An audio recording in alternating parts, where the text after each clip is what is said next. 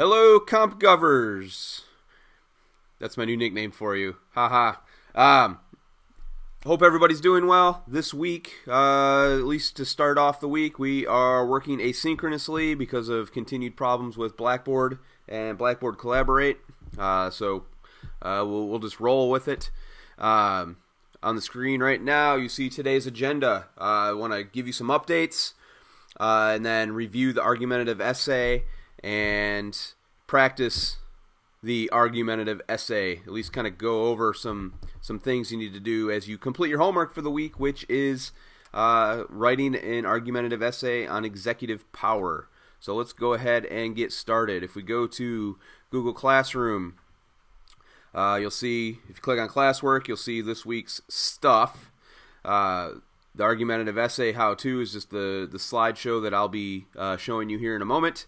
And then the practice FRQ is the FRQ you are going to be doing for homework. I'll explain that in a few moments.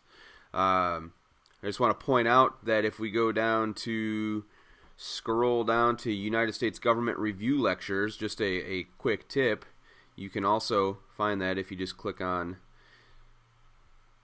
United States Government Review Lectures over here, and you'll see all of the videos. There are some updates, so the rest of the Unit 2 stuff is posted, having to do with the branches of government.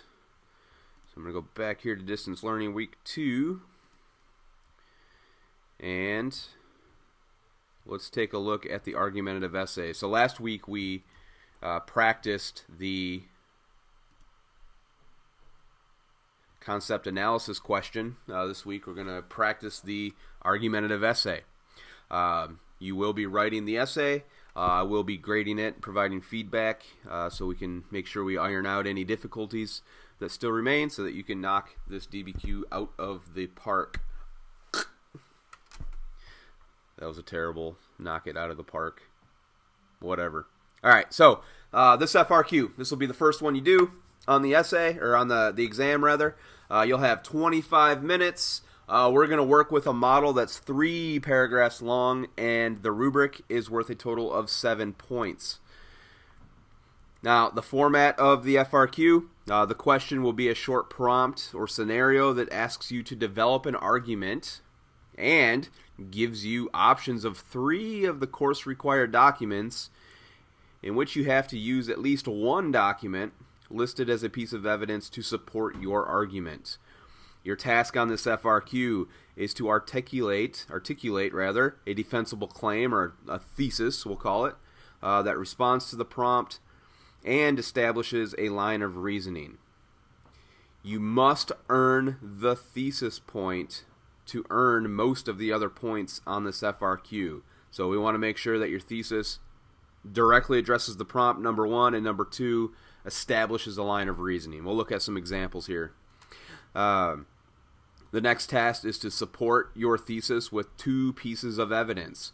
One piece of evidence, as you should remember, has to come from one of the listed required documents. The second piece of evidence can come from another of the listed documents, but it can also come from a Supreme Court case, a law, an amendment, a fact you've learned at some point over the course of the curriculum.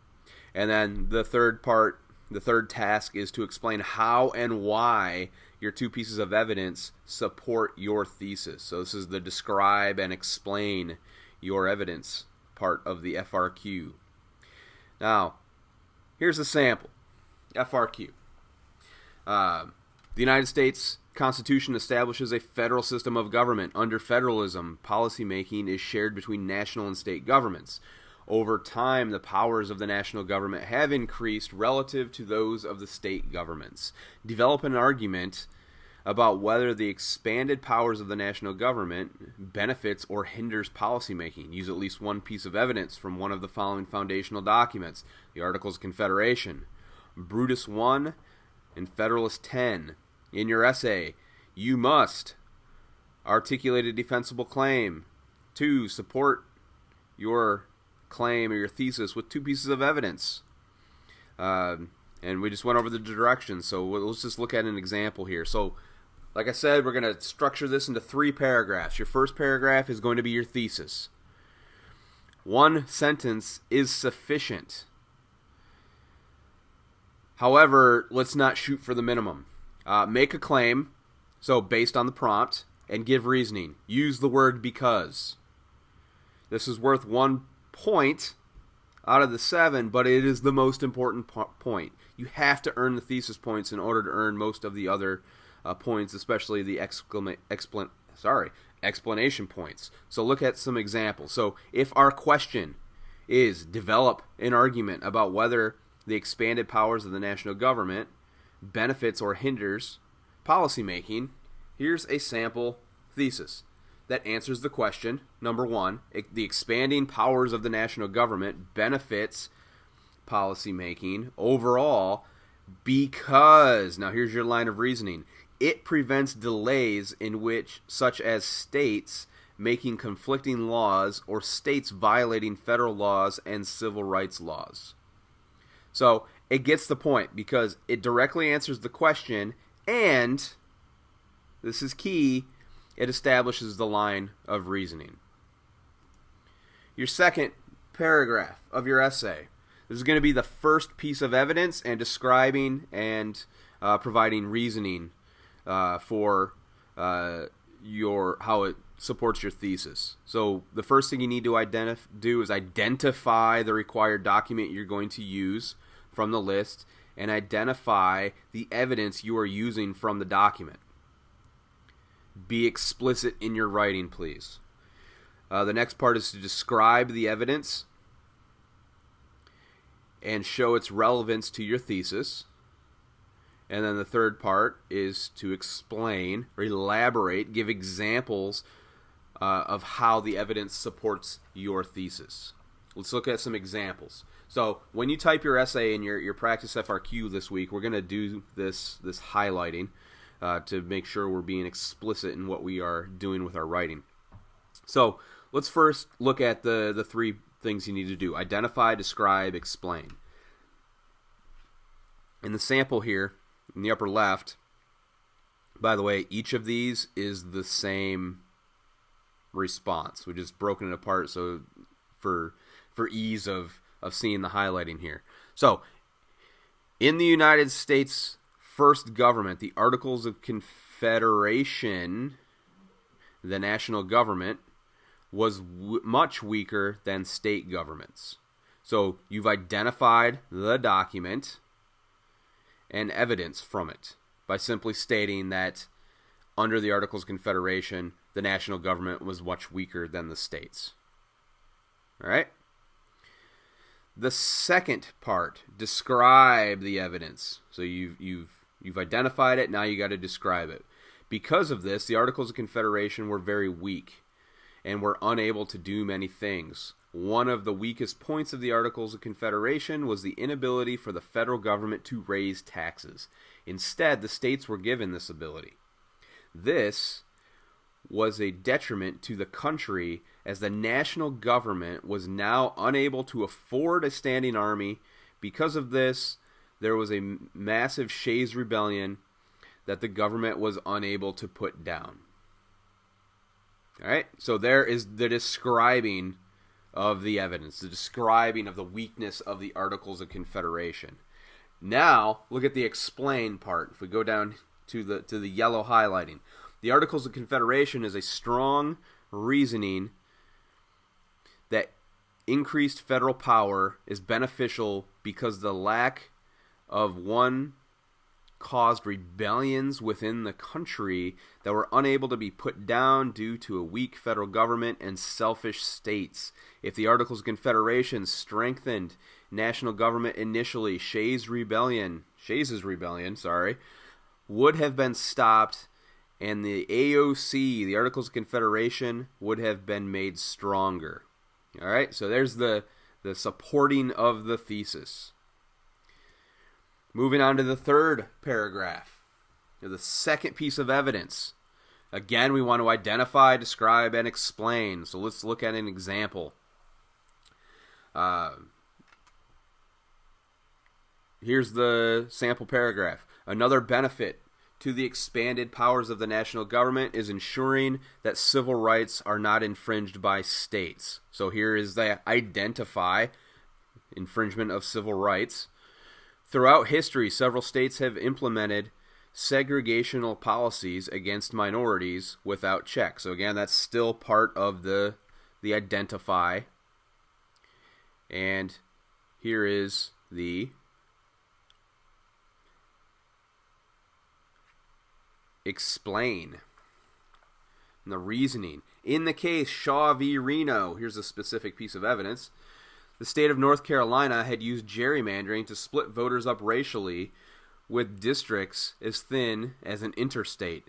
In this case, the Supreme Court had ruled that this act by North Carolina was unconstitutional and had violated the 14th Amendment. This case is a strong proof for a strong federal government because without a Supreme Court looking over the states, North Carolina would have been able to racially gerrymander indefinitely. Allowing states to have no checks on them would do more harm than good because the states could get out of hand and violate amendments as seen in Shaw v. Reno. All right. Very good. It identifies the piece of evidence. In this case, violation of civil rights is shown by Shaw v. Reno. It describes the evidence, Shaw v. Reno, and it uses reasoning to explain how the evidence supports the thesis. So here's a great paragraph. All right, a few reminders or tips. That's all there is to the essay. 3 paragraphs. You can do this. We got this. No conclusion paragraph is needed. Remember, your thesis has to be up front because much of the other points in the in the rubric hinge on the thesis. Thesis has to be up front, so you don't need a conclusion. You only have 25 minutes to write, so you need to keep it straight and to the point. You don't need fluffy elaboration. Just get to the point. You will also not have time to try to look through docs, notes, etc., and write the essay, so you need to be prepped before May 11th when you're actually taking the U.S. government exam. Another thing to remember is that College Board is using plagiarism software to catch cheaters, so you want to make sure that anything you are trying to use is in your own words. If you haven't already received it, you will be receiving an email from College Board outlining some of the plagiarism stuff and what consequences are for cheating. All right, so let's look at your homework for the week. So we have this practice FRQ. Again, it's right here, practice FRQ. You'll have your own copy of it, as is usually the case. This video is just the College Board lecture on executive power. This FRQ hopefully is pretty straightforward. This is something we've talked about a lot in terms of expanding power. So the prompt: develop an argument that supports, modifies, or refutes historian Arthur M. Schlesinger Jr.'s claim in The Imperial Presidency that the U.S. presidency has exceeded its constitutional limits. Again, in your essay, articulate a defensible claim or thesis that responds to the prompt and establishes a line of reasoning. Next, support your claim with at least 2 pieces of accurate evidence and relevant information. So the first needs to come from this list: Federalist 51, Federalist 70, or in the U.S. Constitution. Your second piece of evidence: from a court case that you studied, or from your study of the U.S. presidency. Use reasoning to explain why your evidence supports your claim or thesis. Respond to an opposing or alternative perspective using refutation, concession, or rebuttal. Now, this is part of the old FRQ, or old meaning not 2020. So we're not going to worry about an alternative perspective. All right? So we're actually just going to delete that from the instructions because we're not even going to go there. All right? The highlighting. Once you have written your essay, I would like you to set a timer for yourself for 25 minutes. But once you have done that, here's the highlighting. We want to use pink to highlight your thesis. And then in your second and third paragraphs, your two body paragraphs, use the same highlighting we used in the examples. So blue, where you identify your document and evidence. Green, description of that evidence. And then yellow, explaining how the evidence supports your thesis. So before you turn in your FRQ response, please do this highlighting. This will be important because the idea here is to practice the format of this FRQ and make sure we are including all the necessary pieces to be able to score well on the AP exam. All right, that is it for this week. Your essays that you turned in, the week 1 concept application practice FRQ that is due today or due on Thursday for 4th and 6th period. I will get those graded to you and returned to you as soon as possible with some feedback. Again, my focus is going to be on, for the concept application FRQ, making sure you are applying content specifically directly to course concepts as opposed to writing in more vague terms, which has been the case with many students. So just honing these skills, and we'll keep plugging away, kind of playing it by ear as the district kind of figures out the technology piece of this.